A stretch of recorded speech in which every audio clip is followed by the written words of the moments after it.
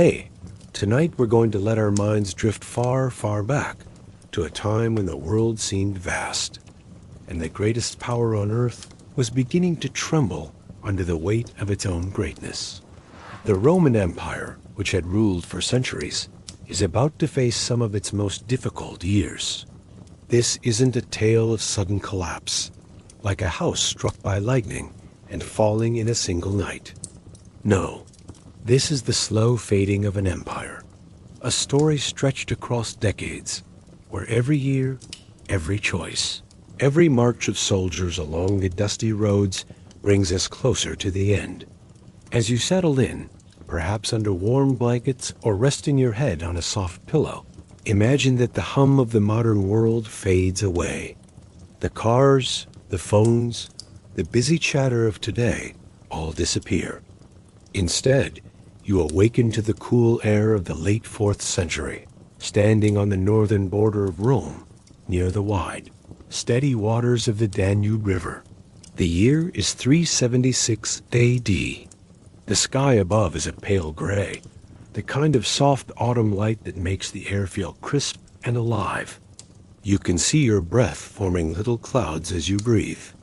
The leaves of the trees near the river have begun to change color, flashes of yellow and red mixing with the fading green.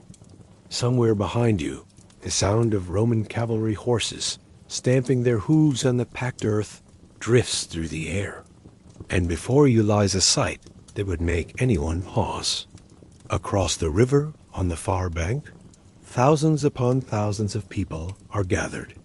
Men with rough cloaks wrapped around their shoulders, women clutching children tightly to their sides, elders leaning on walking sticks as they try to stand proudly despite their exhaustion. Wagons creak under the weight of pots, tools, and hastily packed possessions. There are cows lowing, dogs barking, babies crying. An entire nation, it seems, is standing there, tired, hungry, and desperate. You turn to a Roman soldier at your side. His helmet gleams faintly, though he shifts it uncomfortably, as though it feels heavy on his head today. His spear is grounded against the dirt, the tip pointing toward the gray sky. Who are they? You ask quietly. He glances at you, then back to the mass of people. Goths, he says, his tone even, but his eyes narrow as he speaks the word. Barbarians from beyond our borders. The word barbarian hangs in the air, but you sense something about it doesn't fit. These people, you realize as you look again, do not look like wild raiders from frightening stories. They are families. They are farmers. They are people who seem more weary than dangerous. Children cling tightly to their parents, shivering in the cool breeze. Women carry babies wrapped in thick cloth. Men stand silently, holding tools and weapons not raised in anger, but held almost as if to show they belong. Why do they want to come into the empire? You ask softly. The soldier looks at you with some surprise, as though he cannot believe you haven't heard. The Huns, he mutters. The Huns have driven them out of their own lands. The Goths would rather throw themselves on Roman mercy than face the Huns again. You shiver, not from the cold, but from the weight of the words. The Huns. Even the way the soldier says, it carries a sense of unease, a shadow falling across the land. At the riverbank, Roman officials are in discussion with Gothic leaders. Their cloaks ripple slightly in the autumn breeze, their hands moving as they argue, gesture, and debate. At last, the decision is announced. The Emperor Valens has agreed.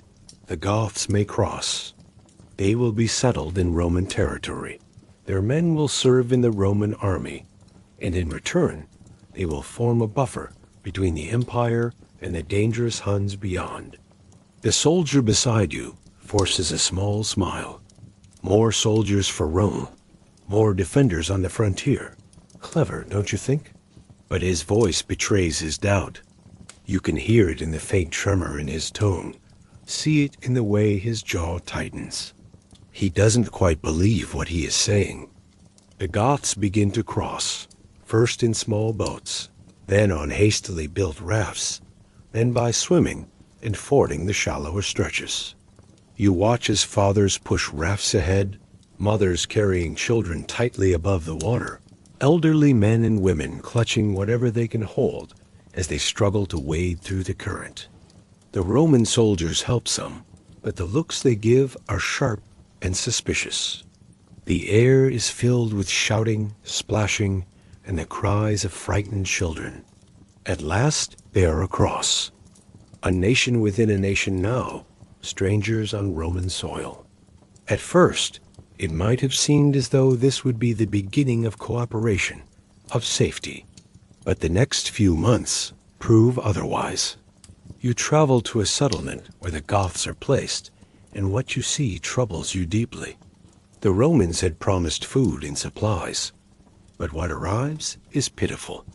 Some officials see an opportunity for wealth. Grain that should have been given freely is sold at outrageous prices. Some demand payment in gold, others in precious heirlooms, and when those are gone, the Goths are forced into desperate measures. You watch, horrified, as a mother trades her young daughter into slavery for a sack of wheat, her face tight with grief, but her family's hunger leaving her no choice. This is not right, you murmur, shaking your head. A young Gothic man standing nearby hears you. His cloak is ragged, his cheeks hollow with hunger, but his eyes are fierce.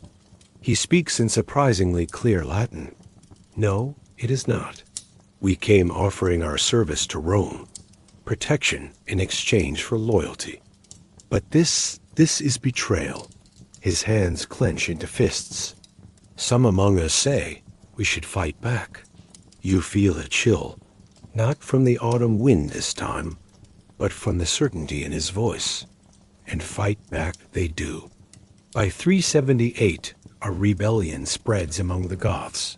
You find yourself in Constantinople, the great city of the East, hearing rumors that Emperor Valens himself is marching with a mighty army to crush the uprising. Inside the gleaming palace, you see advisors urging caution. Wait for reinforcements from the west, one general pleads. Your nephew Gratian is on his way with soldiers. Do not face the Goths alone. But Valens waves his jeweled hand dismissively. I will not share the glory of victory with Gratian. These are mere barbarians. They cannot stand against Rome. Pride, you realize, can be as dangerous as any sword. And then, on a hot summer's day, August 9th, 378, the Roman army meets the Goths near a city called Adrianople. What happens there will echo through history. The Romans march in confident ranks, their shields shining in the sunlight, their banners flapping proudly. But the Goths, far from being disorganized tribes, are waiting with cavalry and clever tactics. The Roman soldiers, tired from marching under the burning sun, are caught unprepared. The Gothic horsemen crash into them with discipline and fury. You are not at the battle itself, but the survivors who stagger back to Constantinople tell you the story in voices hollow with shock. 2/3 of the Roman army is wiped out. Emperor Valens himself is killed, his body never found. It is a disaster beyond imagining. One young officer, his arm in a sling, tells you quietly, we underestimated them. These were not wild barbarians. Their cavalry fought with skill. Their leaders outmaneuvered us at every turn. And now they know Rome can be defeated. The words settle into you like stones. For centuries, Rome has stood unshaken, its armies victorious again and again. But at Adrianople, the illusion of invincibility has been broken. The empire is still standing. Its cities still shine. Its roads still stretch across the world. Its emperors still wear their crowns. But something fundamental has shifted. Rome has been wounded, not just in body, but in spirit. And you cannot help but wonder what lies ahead, as shadows lengthen across the once eternal empire.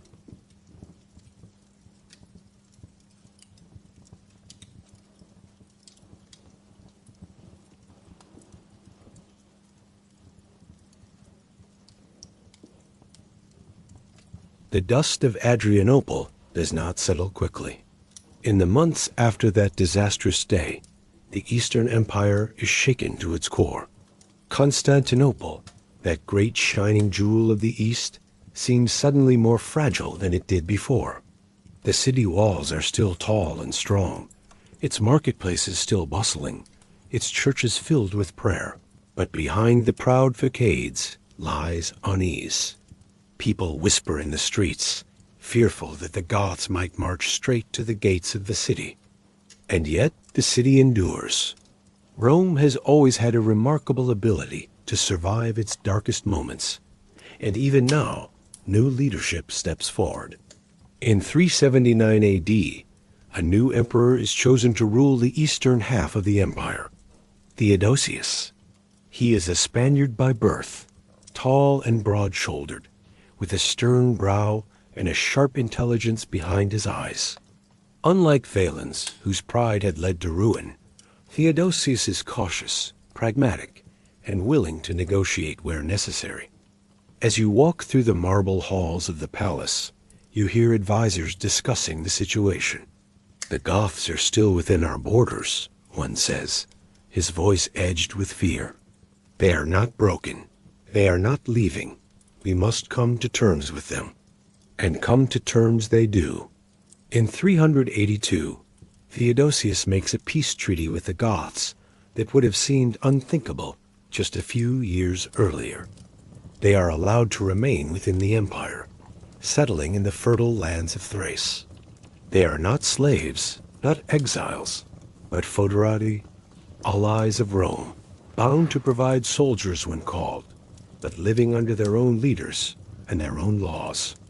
It is a compromise born of necessity, but as you walk through the settlements where the Goths now farm Roman soil, you cannot help but notice how different it feels from the Rome of the past. This is no longer the empire of Augustus, where Roman law and Roman authority stretched uniformly across every province. Now, entire peoples live within the borders of the empire, yet remain distinctly themselves. The Roman Empire has always been adaptable. It has absorbed Spaniards, Gauls, Syrians, Egyptians, and countless others into its fold, turning them into Romans. But this feels different. The Goths are not becoming Roman. They are remaining Goths, and their presence within the empire is a reminder that the old order is shifting. Theodosius spends the rest of his reign balancing the demands of ruling a vast empire with the constant challenge of keeping the peace with these new allies. He is devoutly Christian, and under his rule, Christianity becomes firmly established as the dominant religion of the empire. Pagan temples are closed, old festivals fade, and the cross becomes the symbol of Roman power. But though the faith of Rome changes, the challenges do not. Wars continue on the frontiers, taxes weigh heavily on the people, and whispers of division echo through the empire. In 395 Theodosius dies. You find yourself standing among the crowd as his funeral procession winds through Constantinople. His coffin, draped in imperial purple, is carried slowly through the streets, incense smoke rising in curling clouds around it. The people bow their heads, mourning the last man who ruled both halves of the empire as one. For when Theodosius passes, the empire is divided permanently between his two young sons. Honorius, still a child, is given the west. Arcadius, scarcely older, is given the east. The division is not new. Rome has been ruled by co-emperors before, but this time it feels different. This time, there is no strong hand to guide them, no experienced leader to unite the two halves. From this moment on, East and West will walk their own paths. The eastern half, with its wealth, trade, and strong capital at Constantinople, will endure. The western half, with its shrinking resources, restless frontiers, and weaker rulers, begins to falter.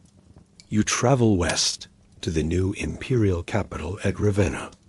Once, Rome itself had been the seat of power, the eternal city that embodied the empire's might. But Rome is no longer considered safe. The emperors now hide in Ravenna, a city surrounded by marshes and waterways that make it defensible, if not particularly glorious. Its palaces are fine, but they lack the grandeur of the old Roman Forum or the shining domes of Constantinople. Here you meet Stilicho, the man who truly holds the reins of power in the West. Stilicho is a general of remarkable skill and loyalty, half Roman and half Vandal by birth. He is guardian to the young Honorius, who spends his days more interested in feeding his pet chickens than in governing an empire. Stilicho, you quickly realize, is the West's best hope. He commands the legions with competence, and though his enemies whisper about his barbarian blood, his heart is firmly Roman. Again and again, he rallies armies to repel invasions. He fights off Gothic advances. He holds back waves of other tribes pressing at the borders, and for a time, it seems he might keep the West intact. But the pressures are immense. In the year 406, as winter grips the land, something extraordinary happens. The great river Rhine, that mighty barrier between Rome and the Germanic tribes beyond, freezes solid. On the last day of the year, whole peoples cross over the ice. Vandals, Alans, Suebi. They pour into Roman Gaul, flooding the provinces with hungry, desperate migrants. Towns are plundered, villas are burned, and the rich farmlands of Gaul are forever changed. At the same time, another threat rises. The Visigoths, now led by a new king named Alaric. He is no stranger to Rome, having once fought as a commander in its armies. But now he is determined to secure land and recognition for his people, and he will not be satisfied with empty promises. Stilicho holds him off for a time. Battles are fought, truces are made, and the empire survives by the edge of a sword. But politics in Ravenna are treacherous. Stilicho, despite his service, makes enemies at court. Rumors swirl of treason, of secret deals with the barbarians. In 408, the accusations reach their peak, and Stilicho is executed, not by enemies in battle, but by his own emperor's command. You stand in the streets of Ravenna as word spreads. People shake their heads in disbelief. The one man who could defend the West has been struck down by intrigue and jealousy. And with him gone, the gates of the empire stand wide open. Alaric seizes his chance. In 410, the Visigoths march into Italy once more. Rome itself, the eternal city, is besieged. Inside the walls, famine gnaws at the people. Senators whisper of surrender. The Emperor Honorius remains safe in Ravenna, offering little aid. On August 24, 410 AD, the unimaginable happens. The Visigoths enter Rome. You walk the streets as they flood with foreign soldiers. Doors are broken down, treasures carried off, fires smoldering in the night. Palaces are stripped of gold, villas looted, but the sack is strangely measured. Alaric orders that churches be spared, and those who seek sanctuary within them are left unharmed. It is not the annihilation of Rome, but it is a wound that cuts deep. For the first time in 8 centuries, Rome has fallen to a foreign enemy. You meet an elderly senator as he gathers what little he can carry, his voice trembling as he speaks. Never in my lifetime did I think I would see this. Rome itself, violated. The empire still exists. The emperors still reign from Ravenna. The east still shines in Constantinople. But something profound has broken. The illusion of eternal Rome has been shattered. The Visigoths do not stay. They move on, eventually settling in Gaul and then Spain. But their march through Italy leaves scars that will never fully heal. Other tribes, watching from beyond the borders, take note. Rome can be breached. Rome can be plundered. Rome can be beaten. And as you stand on the quiet hills outside the city, watching smoke drift lazily into the summer sky, you realize you are witnessing not the sudden end of an empire, but the slow unraveling of one. A tapestry once woven so tightly, now fraying strand by strand. The Western Empire is weakened, but worse is yet to come. Across the plains of the East, beyond the rivers and the forests, a new power is rising. The Huns, united under a single fearsome leader, are about to sweep into history. But that, dear traveler, is a story for the next chapter of our journey together. It is the 440 AD, and you find yourself once more in the eastern capital, Constantinople. The city still shines with a brilliance unmatched in the Roman world. Its harbor is crowded with ships carrying silks from the east, spices from Arabia, and grain from the Nile. The great walls rise in layers, triple defenses of stone that seem to laugh at the idea of any invader daring to challenge them. The domes of churches catch the sunlight, and the streets are alive with the voices of merchants, soldiers, and priests. But beneath the surface splendor lies a nervous tension. In the palace, officials huddle in whispered conversation.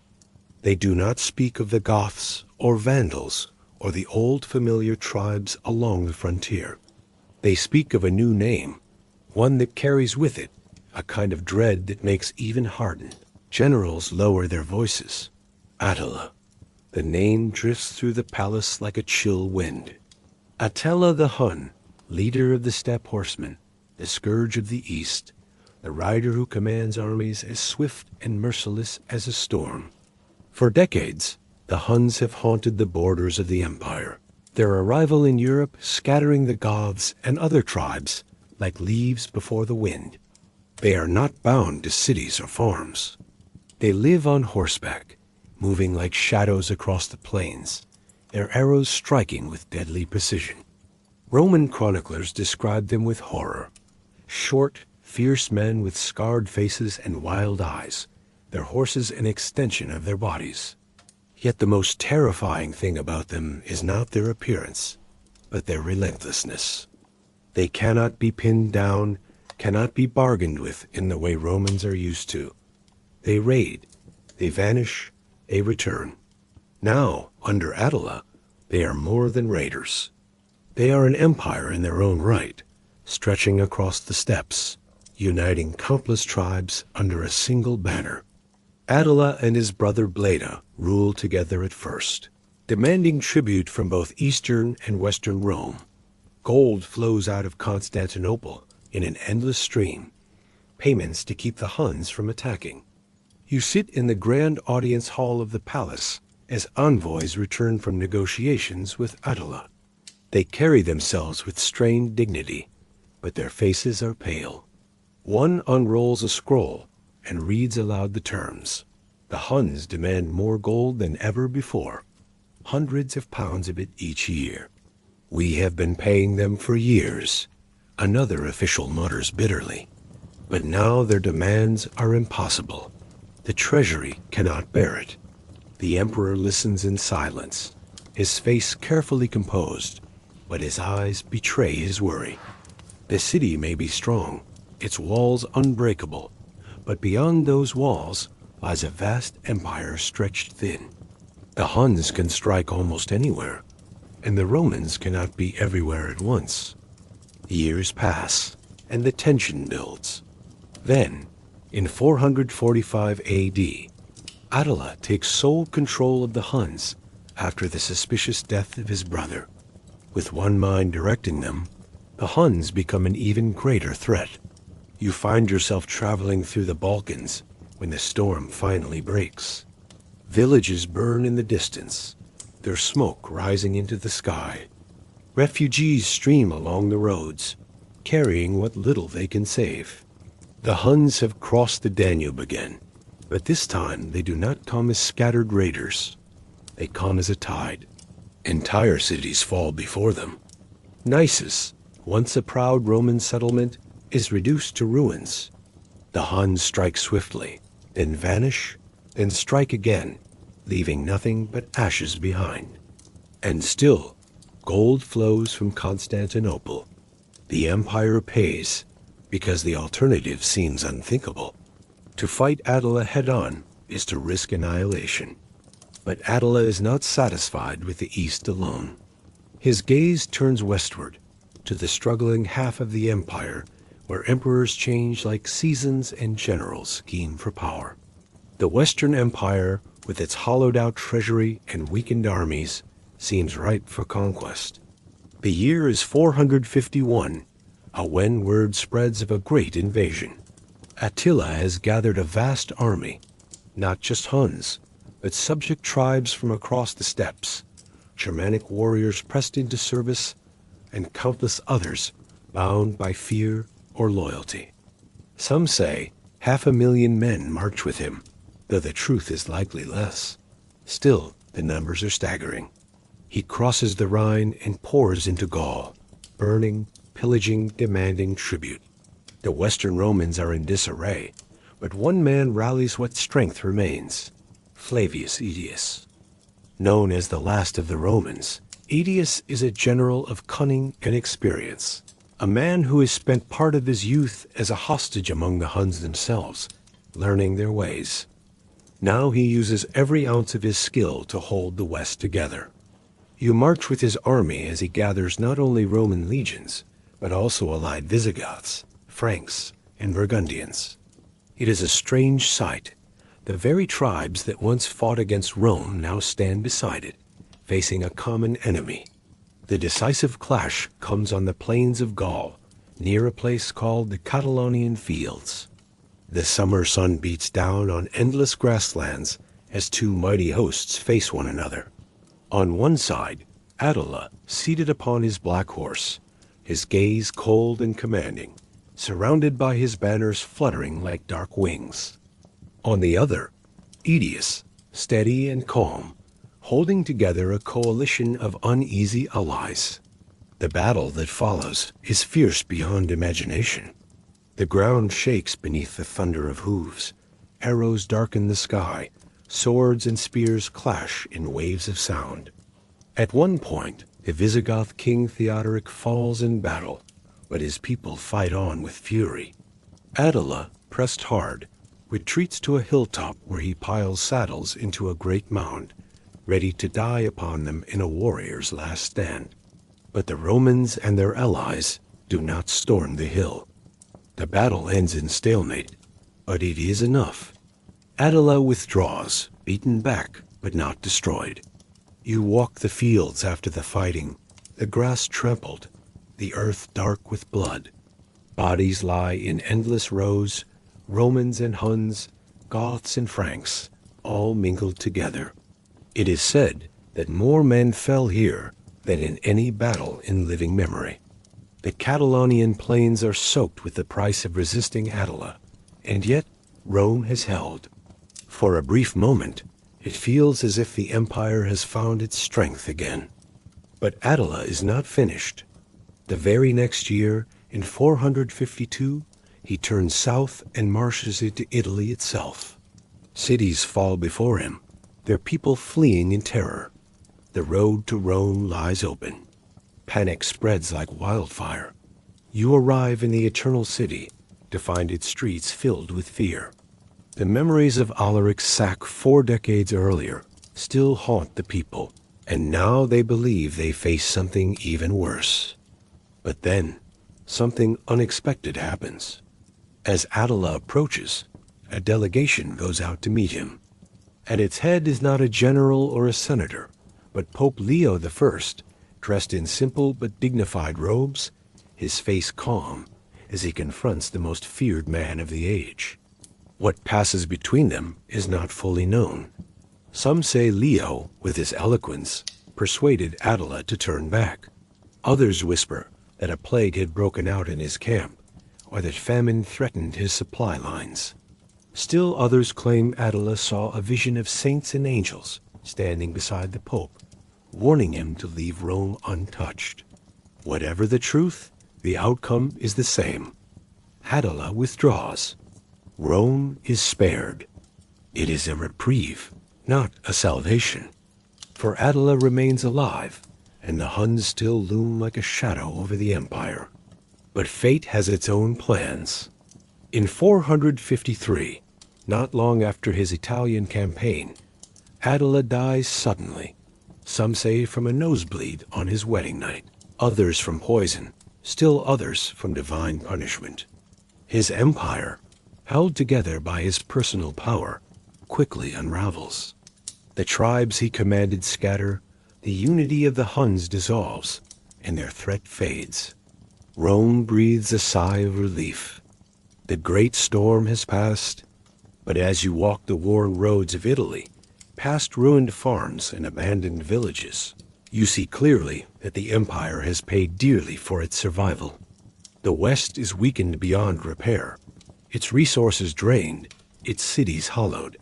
The East, wealthier and stronger, watches from afar, content to let its western half struggle alone. Attila may be gone, but the fall of Rome is not yet finished. In fact, without the Huns to hold them in check, new waves of tribes will soon carve their kingdoms out of Roman soil. Vandals, Visigoths, Burgundians, Franks, and others, each will take their share. And as you close your eyes, hearing the faint echoes of hoofbeats across the fading grasslands, you realize the twilight of the empire is deepening. The night is not yet complete, but the stars are beginning to shine through the cracks.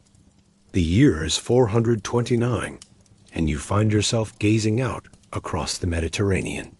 The sea stretches wide and calm, a vast blue sheet shimmering beneath the sun. Ships glide across its surface, their sails taut in the wind, carrying olives, wine, grain, and goods of every kind between the ports of the empire. For centuries, this sea has been Rome's own lake, patrolled by her navy, ringed with her cities. Whoever controlled its waters controlled life itself, for the wealth and food of the empire flowed along these trade routes like blood in veins. But change is coming from an unexpected quarter. Across the narrow strait that separates Spain from Africa, a restless people gather, the Vandals.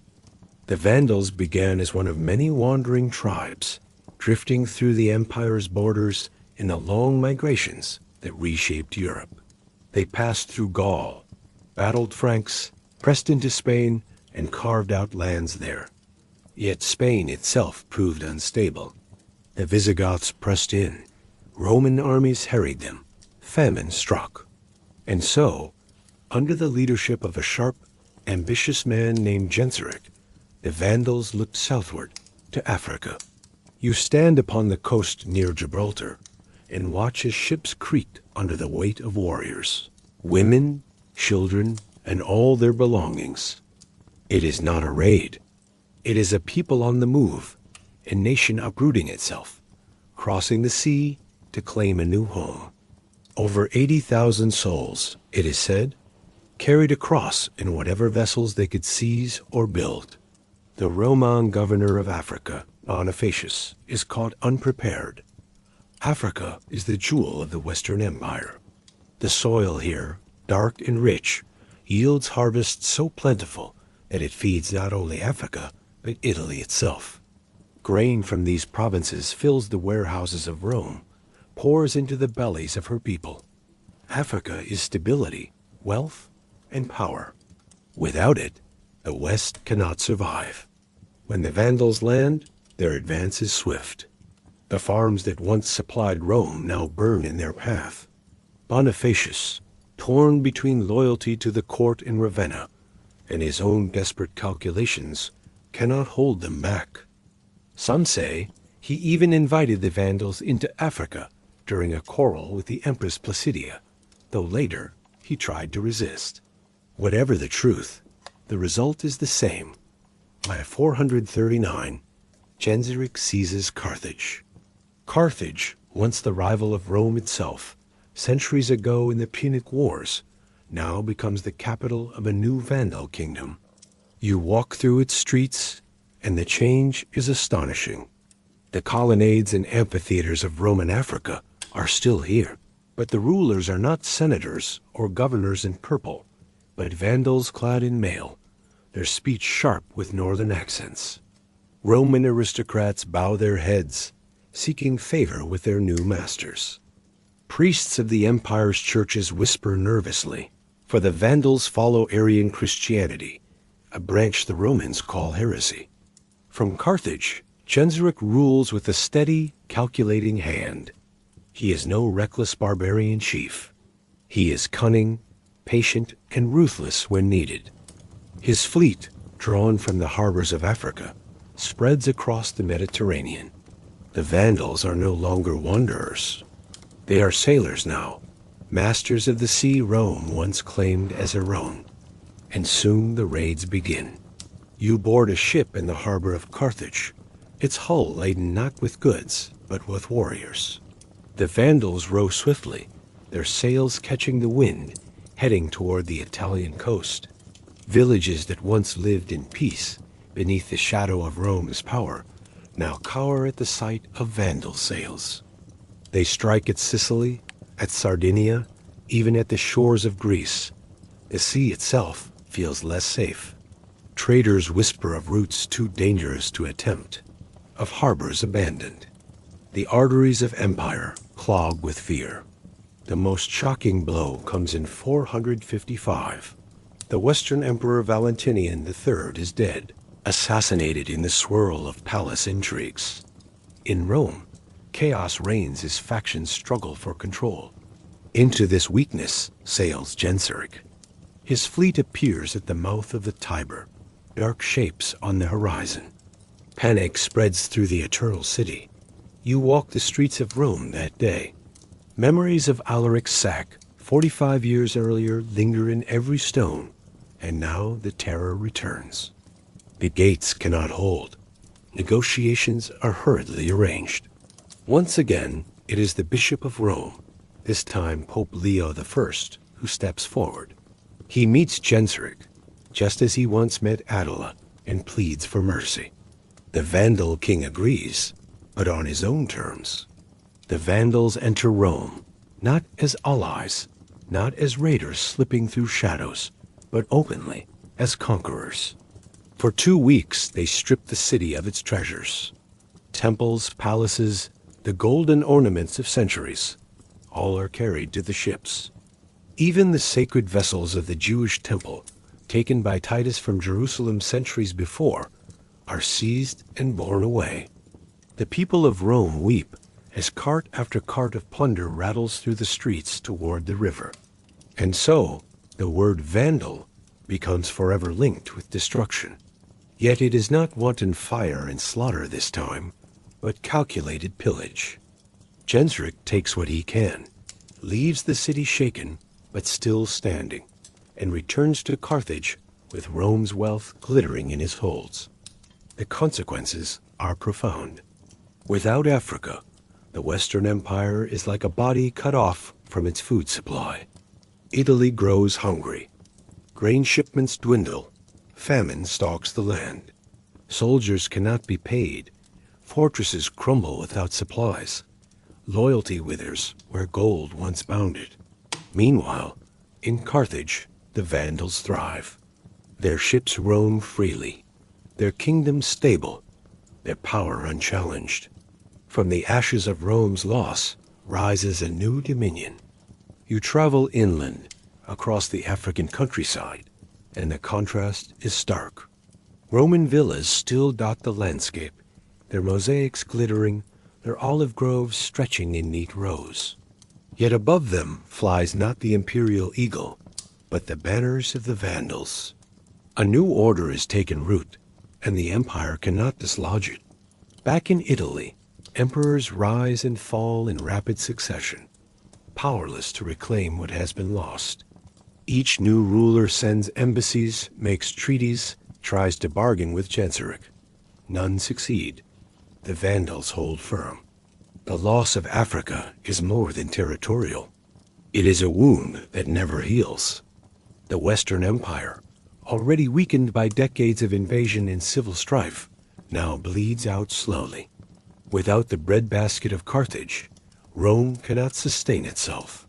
The Vandals do not merely sack a city. They have severed the artery that kept the empire alive. And as the years pass, the outlines of a new world become visible. The Western Empire contracts, shrinking around Italy and a handful of provinces.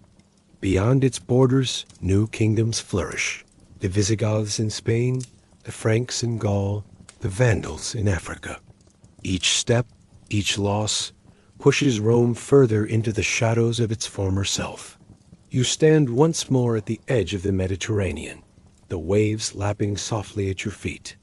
Once this was Mare Nostrum, our sea, Rome's proud boast. Now it is anyone's sea, a place of uncertainty, contested by new powers.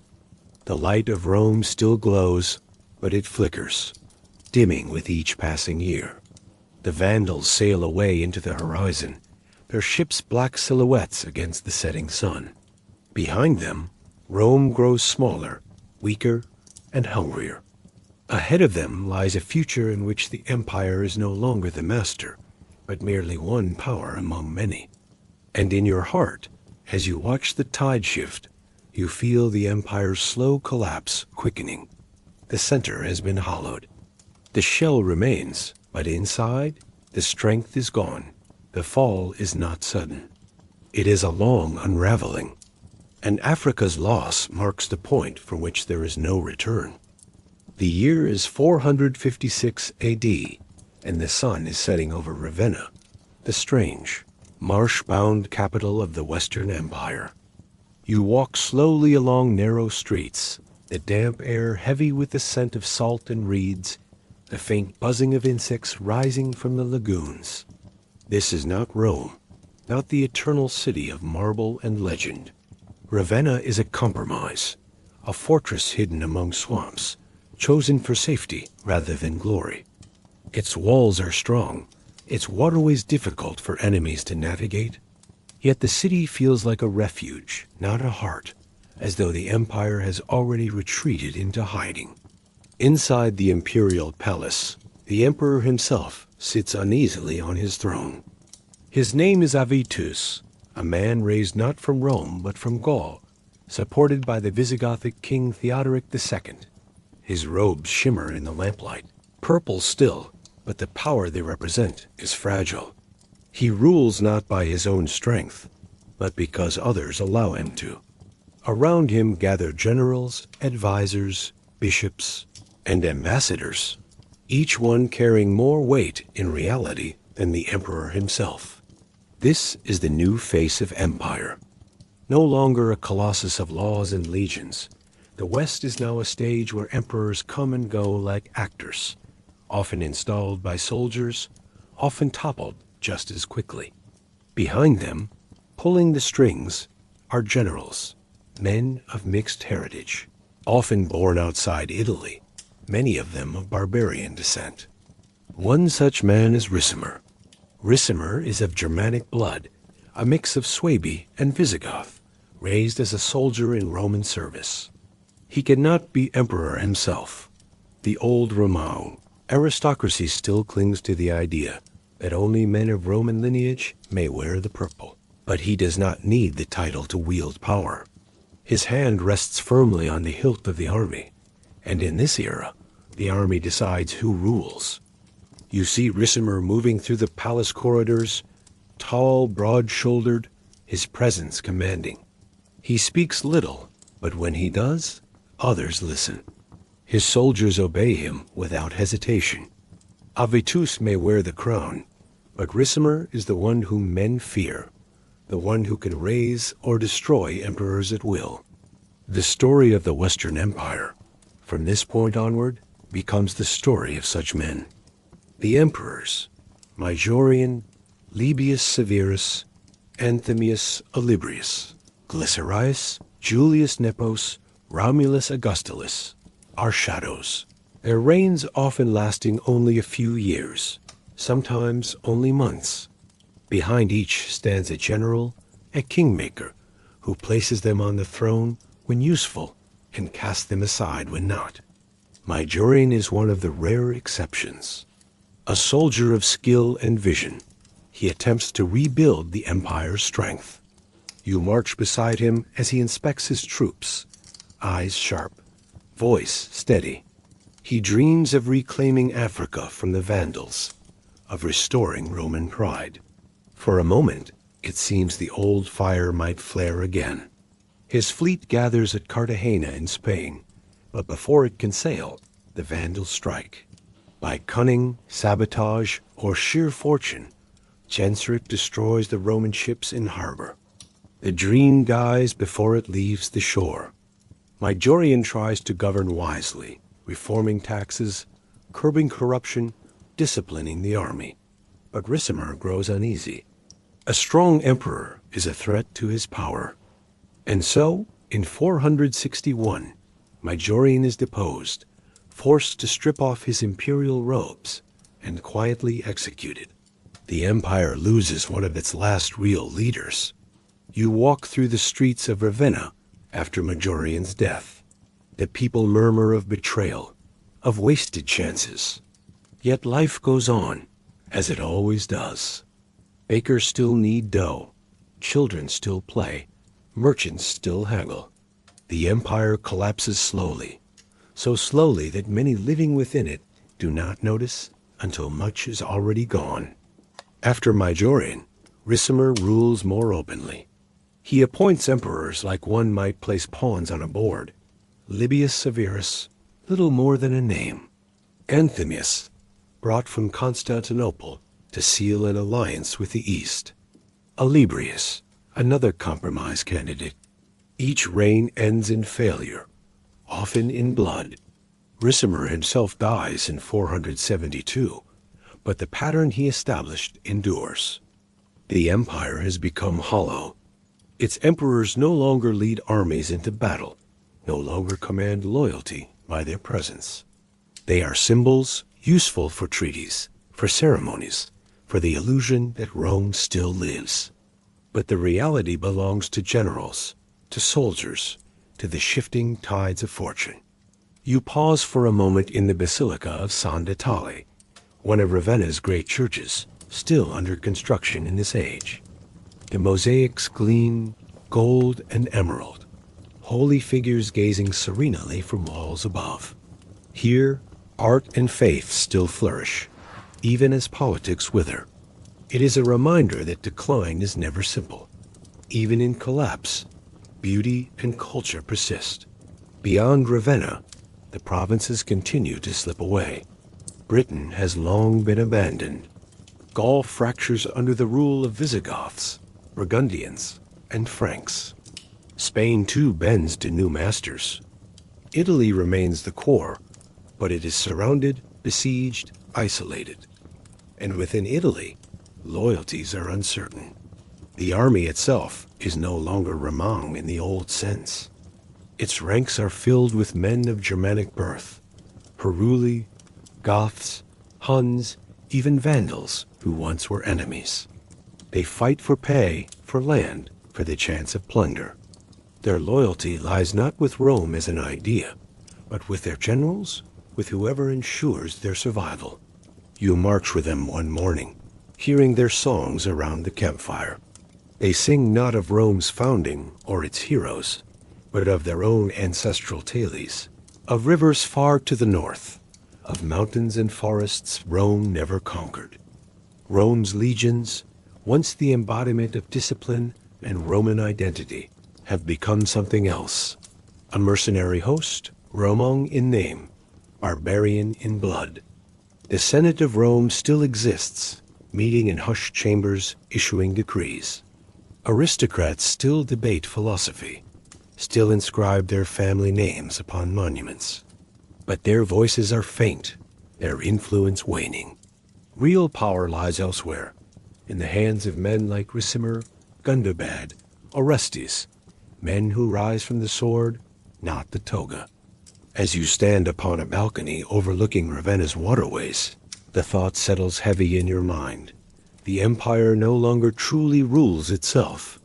It is ruled by those who can muster swords, by those who can control soldiers' loyalty. The emperors are masks. The generals are the faces behind them.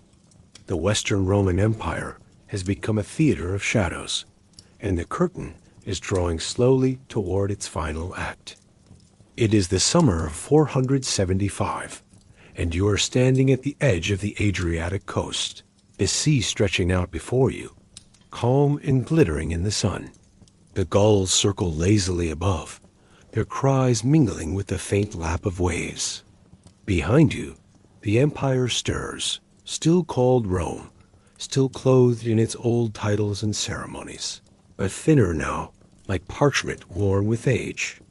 The man who holds the imperial throne is Julius Nepos. He has been sent from Constantinople by the Eastern Emperor, placed on the seat of power to bring some order to the West. He is diligent, careful, and at least bears the legitimacy of Eastern recognition. But the West is no longer a land where careful men thrive. Behind him stands another, Orestes, a Roman general of Pannonian birth, clever and ambitious, with a will of steel. Orestes was once secretary to Attila the Hun, and he has learned well the brutal politics of warlords. Now, commanding troops of his own, he sees opportunity. In 475, he forces Julius Nepos to flee Ravenna, taking refuge in Dalmatia. Orestes does not claim the purple for himself, though he could. Instead, he crowns his young son emperor. The boy's name is Romulus.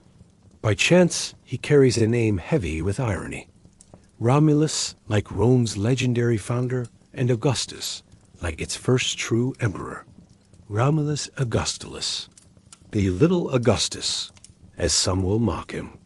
Barely a teenager, he is a figurehead, a child draped in purple, set upon the throne while his father rules in his name.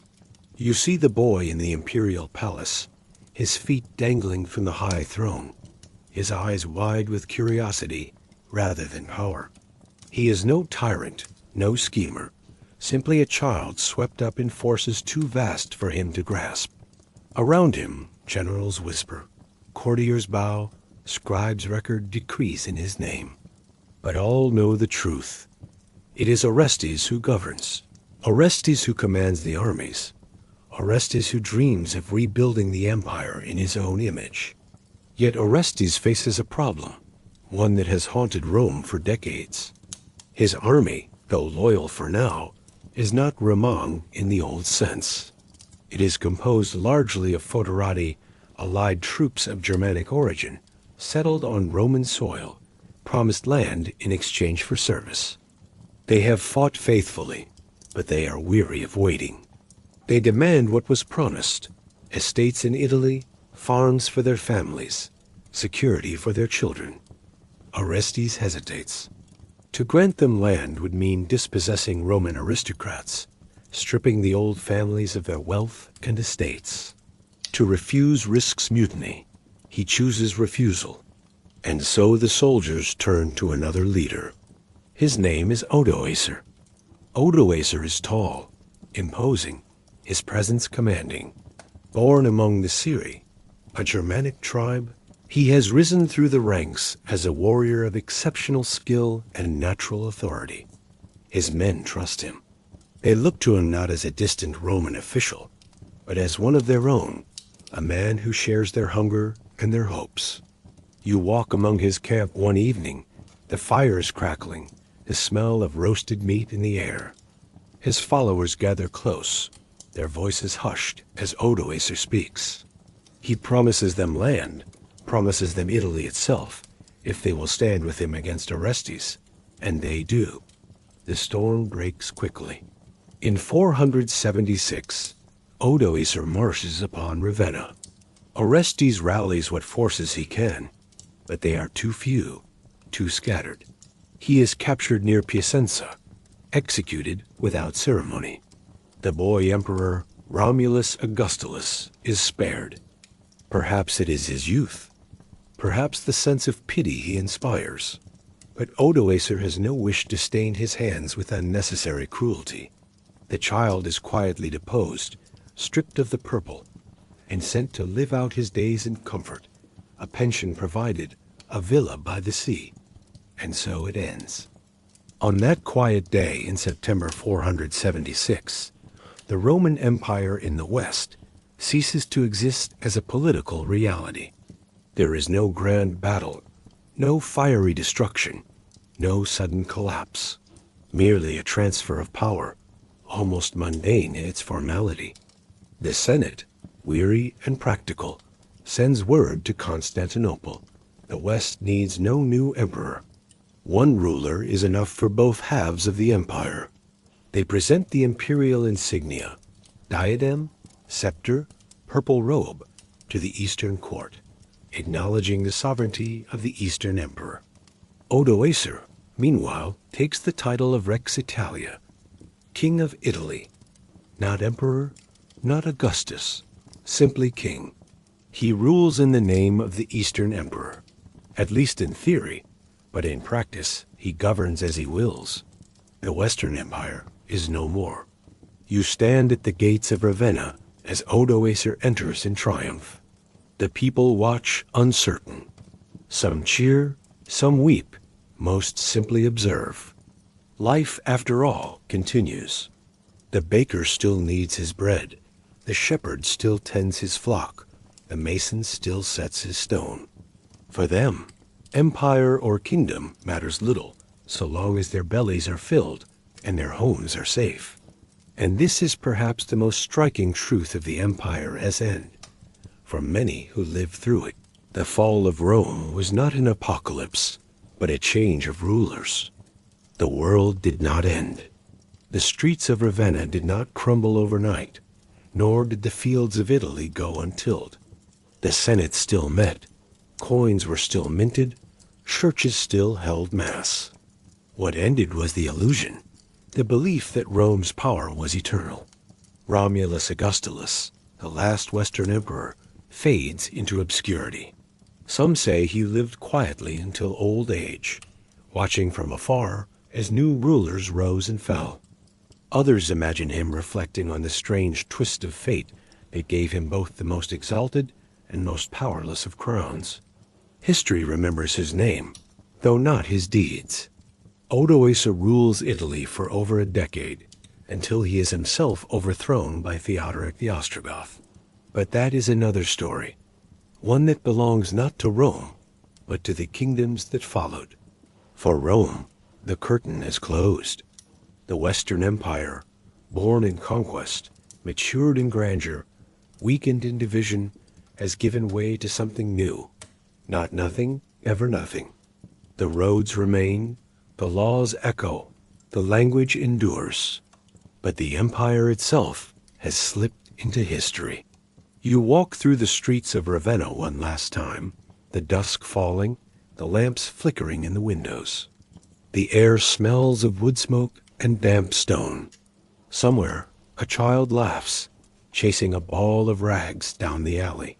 Somewhere else, a priest chants softly in Latin, his voice rising with the evening stars. The empire is gone. And yet life goes on. The year is now 477. Rome, the Rome of emperors and triumphs, of senators in white togas and legions marching in iron discipline, is gone in the West. And yet, if you were to walk the streets of Italy, or Gaul, or Spain in these years after the fall, you might be struck by how familiar things still seemed. The roads remain, though cracked in places, their stones worn smooth by centuries of footsteps and wheels.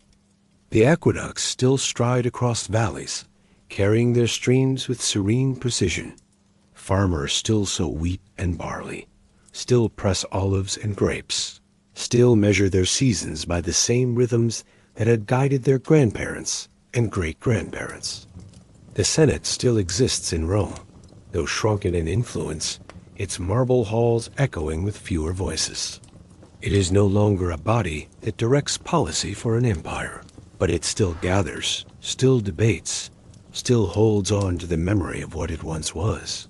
Senators now petition not emperors, but kings, men like Odoacer, or later Theodoric, who claim Italy as their realm. Yet the senators, with their ancient names and long family lineages, serve as a bridge between the old world and the new, and the church grows ever stronger. It had been tolerated, then accepted, then embraced by emperors. Now, in the absence of emperors, it fills the vacuum. Bishops become figures of authority, not only in matters of faith, but in matters of governance. The Pope in Rome, once merely the bishop of the city, increasingly comes to be seen as a shepherd not only of souls, but of a people left adrift without an emperor of their own. If you could step into a church in Italy in those years, you would find Roman stone reshaped into Christian purpose. Marble columns that once lined pagan temples now hold aloft basilicas where chants rise to the heavens. The Latin tongue, once the language of conquest, now lives on in scripture and prayer. In the flickering light of oil lamps, you would see mosaics shimmering, their golden tesserae reflecting the promise of eternity. The ordinary people, too, live not in endings, but in continuities. A farmer may care little whether his harvest is taxed by an emperor in Ravenna or a king in Ravenna, so long as the harvest is gathered and his children are fed. A mason may still carve stone for villas or churches. A potter may still shape clay for jugs and lamps. To them, Rome is not gone. It has simply changed its face. And yet, something has shifted. The great machinery of empire, the legions that once patrolled the frontiers, the bureaucracy that once managed provinces stretching from Britain to Egypt, has faded. Travel, once safe along the guarded roads, becomes more uncertain. Merchants risk more on their journeys, not only from distance, but from the instability of new kingdoms rising where provinces once stood. Trade routes fray, towns shrink, and life becomes more local, more rooted in the village and the land. Still, the memory of Rome lingers like incense in the air. Imagine a young monk in Gaul in the late 5th century, bent over a parchment in the dim glow of a candle. He copies lines from Cicero or Virgil, not because these works have practical use in his time, but because they carry the weight of Rome's wisdom, Rome's eloquence, Rome's vision of order. His pen scratches slowly, carefully, preserving what might otherwise be lost. Through such hands, Rome survives, not in marble and armies, but in words. Imagine a child in Spain, playing among the ruins of an old amphitheater, its arches cracked, its tiers overgrown with grass. To him, it is not a ruin, but a playground, though his parents may tell him of the spectacles once held there, the gladiators and wild beasts. For him, Rome is not a living empire, but a story passed down, embroidered with awe. And imagine a Gothic warrior in Italy, now settled on land promised to his people. He plows with Roman tools, builds his house with Roman bricks, prays in Roman churches. He calls himself a Goth, yet he is also a Roman, shaped by the world he has entered. His children will grow up speaking Latin, attending Mass, living within structures that owe as much to Rome as to his ancestors' forests. This is how Rome continues after Rome. In the East, meanwhile, the empire lives on in Constantinople. The emperors there do not consider themselves rulers of a Byzantine state. That is a name given centuries later. To themselves, they are Romans still, heirs of Augustus and Constantine. They wear the purple, hold the titles, command the armies. And though the West has fallen, they look westward still, sometimes with sorrow, sometimes with ambition. In Constantinople, scholars and courtiers speak of the fall of Rome as though it were a misstep, a temporary loss, something that may yet be restored. And indeed, in time, emperors like Justinian will seek to reclaim the lands once governed from Rome. For them, the story is not of an ending, but of a diminished whole waiting to be made complete again. And so we see that 476 is not a single moment of collapse, but a turning of the page. The old structures weaken, but they do not vanish. The memory of Rome persists in stone and scripture, in language and law, in the quiet persistence of daily life. Walk with me through a villa near Naples in these years. Its owner, once a senator, now serves as a local magistrate under Odoacer. He still walks the colonnaded courtyard, still greets guests reclining on couches, still quotes lines from Horace as the wine is poured. He no longer writes letters to the emperor, but to the bishop. He no longer expects Roman legions to guard his lands, but trusts in his own retainers. His world is smaller, but it is still Ramang in texture, Ramang in memory. Now step with me into a monastery in Gaul. The monks chant the hours, their voices rising in unison. They labor in the fields, binding themselves not to the fate of empires, but to the rhythm of prayer. Yet in their scriptoria, they keep alive the texts of Rome, Livy's histories, Ovid's poems, the speeches of Cicero. For them, Rome is not lost. Rome is preserved, line by line, word by word, awaiting a future that may once again value its wisdom. And listen to the voices of the people in the streets of Rome itself. They walk past the ruins of the Forum, where weeds push through cracked pavement, where columns stand like ghosts of a vanished age.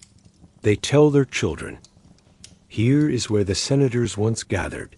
Here is where Caesar walked. Here is where triumphs were held." The children gaze wide-eyed, half comprehending, half weaving legend.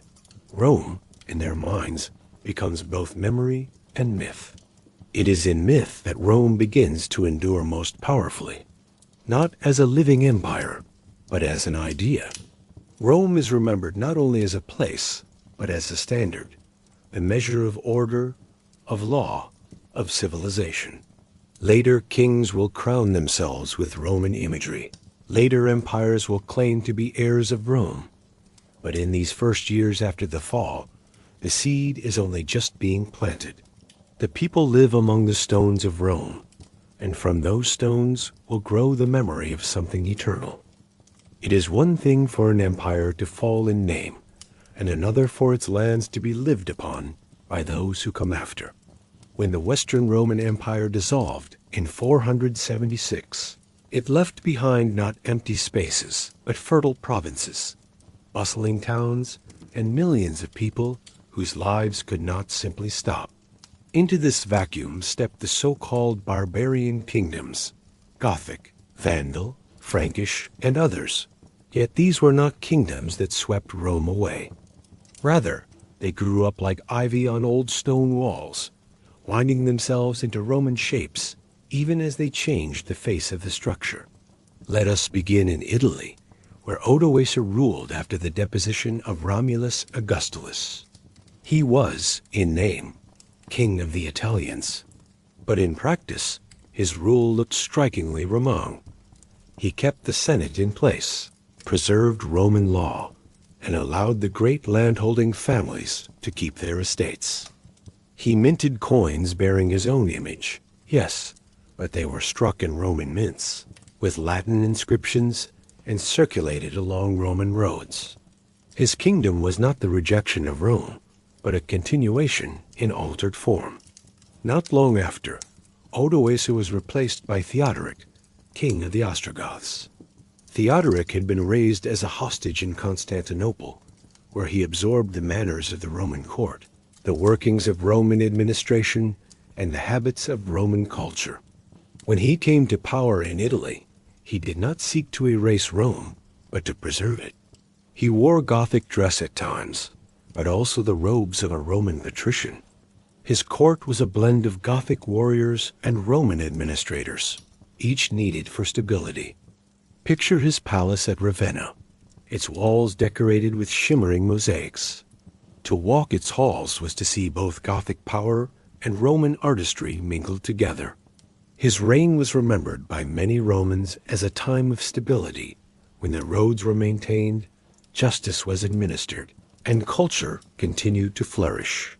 For a moment, it seemed as if the fall of Rome had not been an end, but a transformation. Yet Italy was only one piece of the puzzle. To the west, in Gaul, the Franks were rising.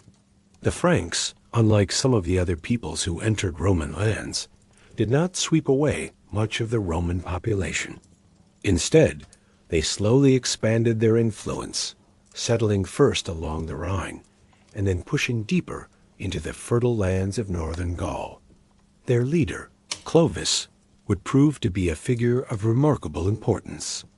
Clovis, at first, was simply a chieftain among many, but his conquests gave him mastery over much of Gaul. What made him truly significant, however, was not merely his sword, but his baptism. Unlike the Goths and Vandals, who had largely embraced Arian Christianity, a form of the faith condemned by Roman bishops, Clovis converted to Nicene Christianity, the faith of the Roman Church. When he was baptized, he became not just a king ruling over former Roman lands, but a Christian king aligned with the bishops and the Pope. This gave his rule a legitimacy that other barbarian rulers struggled to match. Imagine the scene: the cathedral at Rheims, incense curling in the air, priests chanting the hymns of the church, and Clovis, a Frankish warlord, kneeling before the altar as holy water was poured upon him. With that act, the Roman world and the Frankish world became bound together.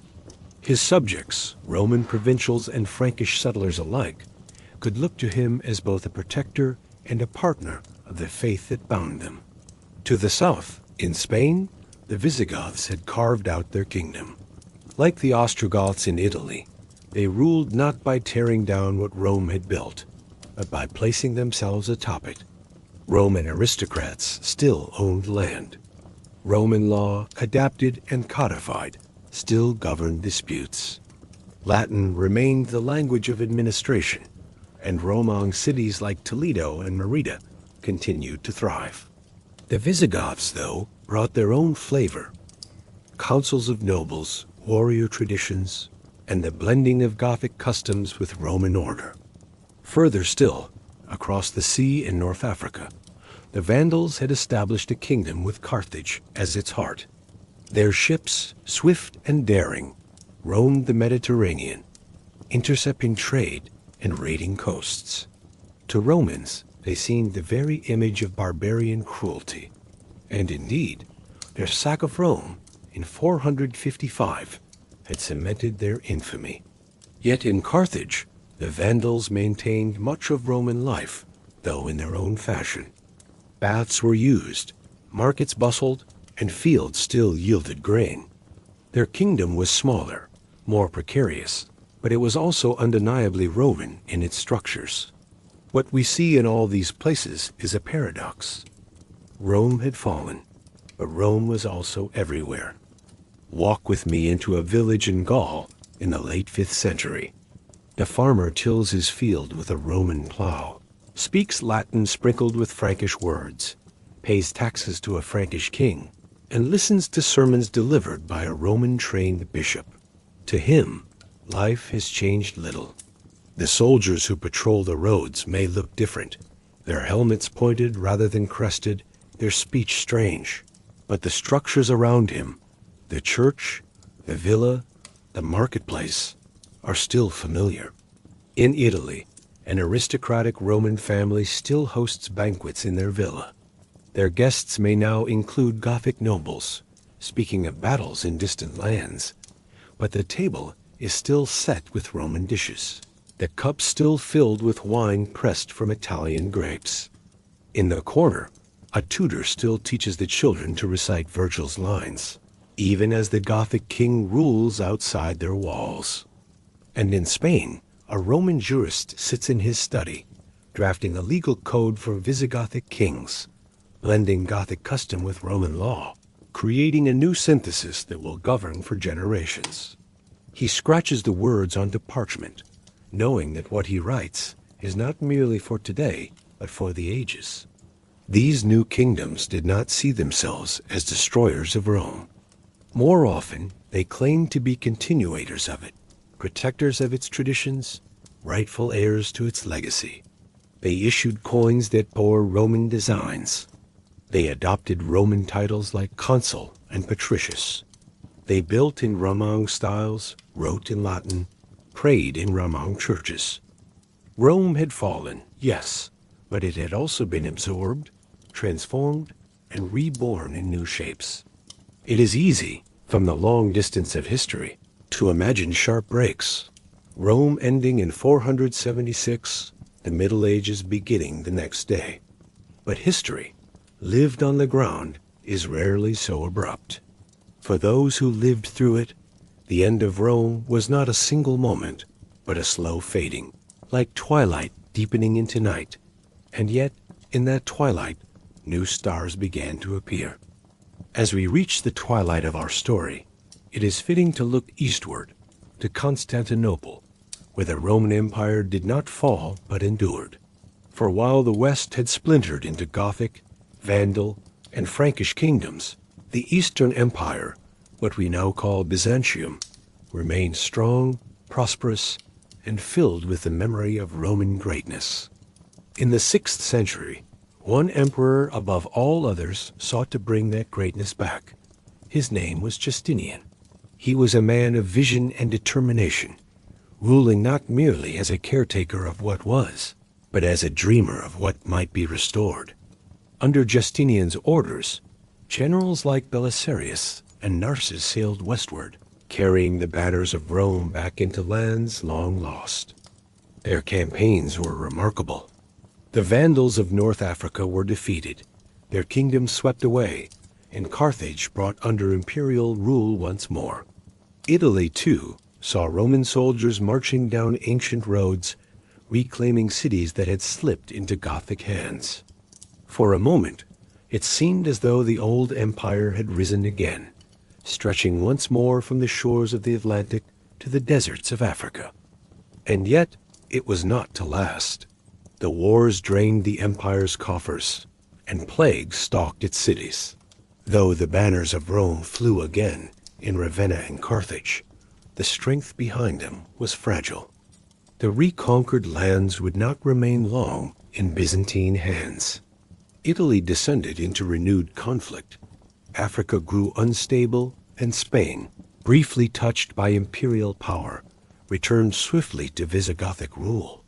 Justinian's dream had been bold, but it revealed a truth that could not be ignored. The Rome of old could not be restored. The world had changed too much, and the center of gravity had shifted. The heirs of Rome were no longer just emperors in Constantinople. There were kings in Gaul, bishops in Rome, farmers in Italy, and scholars in Spain. Rome lived on, but not in the way Justinian had hoped. Yet even as the empire's boundaries shrank, its legacy grew deeper. Justinian left behind something perhaps greater than territory, the Corpus Juris Civilis, the great codification of Roman law. Preserved, studied, and transmitted, it would shape the legal systems of Europe for centuries to come. In law, Rome's voice would never be silenced. Meanwhile, the Church, rooted in Rome's soil, nourished by its traditions, carried forward not only the faith, but the cultural memory of empire. Latin prayers echoed in cathedrals. Latin texts were copied in monasteries.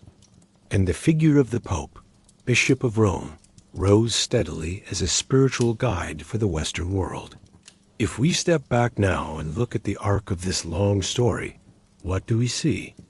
Not a sudden collapse, but a transformation. Rome was never simply gone. It was reimagined, refashioned, and reborn in countless ways. The very idea of Rome, its roads, its laws, its architecture, its language, became the foundation upon which medieval Europe was built. The fall of Rome was not the end of civilization, as some feared in those distant centuries. It was the seedbed of new civilizations, the Gothic kingdoms, the Frankish realms, the Byzantine Empire, and eventually the nations of Europe as we know them. And so we arrive at the quiet heart of the story. Rome, in its grandeur, seemed eternal, yet it faded. Rome, in its ruins, seemed broken, yet it endured in other forms. And perhaps this is the lesson whispered through time, that no empire, however mighty, is truly everlasting. Yet no culture, however battered, is truly lost. Threads remain, woven into the fabric of those who come after. Tonight, as we close our journey, let us imagine standing in the Forum of Rome, centuries after the empire's fall. The marble columns are chipped, the temples weathered, but the outlines of greatness remain. Children play among the ruins, monks chant in distant chapels, and new rulers build their palaces upon ancient stones. Rome has fallen, yes, but Rome is also still here. The air grows cool, shadows stretch long across the broken arches, and we linger for a moment in silence. The story of Rome does not end, for it continues to echo in the stones, in the laws, in the languages, and in the very heartbeat of the world we live in today. And with that, we let the story rest, like twilight settling gently into night.